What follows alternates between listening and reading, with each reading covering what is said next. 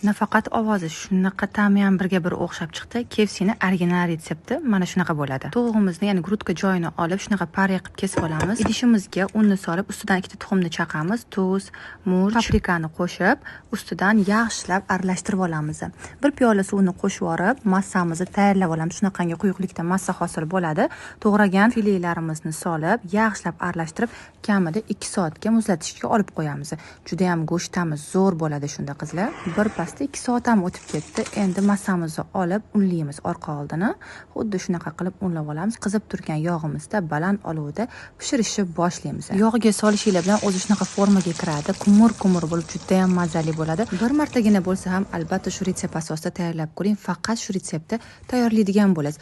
Ovozini eshityapsizlarmi qizlar? Albatta tayyorlab ko'ringlar. Like bosib, yaqinlaringizga yuborib saqlanib qolishni unutmanglar.